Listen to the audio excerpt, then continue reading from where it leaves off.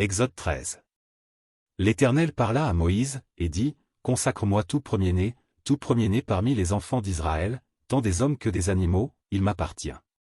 Moïse dit au peuple, Souvenez-vous de ce jour, où vous êtes sortis d'Égypte, de la maison de servitude, car c'est par sa main puissante que l'Éternel vous en a fait sortir. On ne mangera point de pain levé. Vous sortez aujourd'hui, dans le mois des épis. Quand l'Éternel t'aura fait entrer dans le pays des Cananéens, des Héthiens, des Amoréens, des Éviens et des Jébusiens, qu'il a juré à tes pères de te donner, pays où coule le lait et le miel, tu rendras ce culte à l'Éternel dans ce même mois. Pendant 7 jours, tu mangeras des pains sans levain, et le 7e jour, il y aura une fête en l'honneur de l'Éternel. On mangera des pains sans levain pendant les 7 jours, on ne verra point chez toi de pain levé, et l'on ne verra point chez toi de levain, dans toute l'étendue de ton pays. Tu diras alors à ton fils, c'est en mémoire de ce que l'Éternel a fait pour moi, lorsque je suis sorti d'Égypte. Ce sera pour toi comme un signe sur ta main et comme un souvenir entre tes yeux, afin que la loi de l'Éternel soit dans ta bouche, car c'est par sa main puissante que l'Éternel t'a fait sortir d'Égypte. Tu observeras cette ordonnance au temps fixé d'année en année. Quand l'Éternel t'aura fait entrer dans le pays des Cananéens, comme il l'a juré à toi et à tes pères, et qu'il te l'aura donné, tu consacreras à l'Éternel tout premier-né, même tout premier-né des animaux que tu auras, les mâles appartiennent à l'Éternel. Tu rachèteras avec un agneau tout premier-né de l'âne, et, si tu ne le rachètes pas, tu lui briseras la nuque.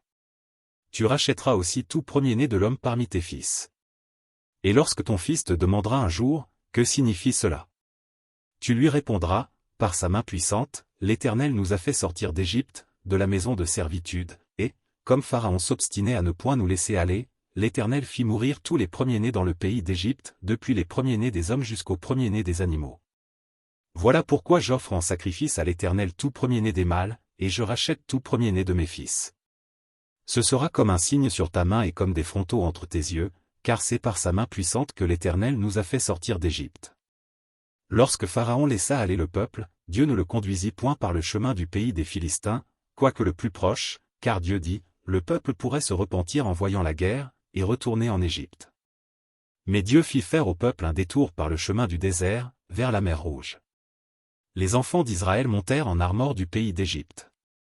Moïse prit avec lui les os de Joseph, car Joseph avait fait jurer les fils d'Israël, en disant, Dieu vous visitera, et vous ferez remonter avec vous mes os loin d'ici.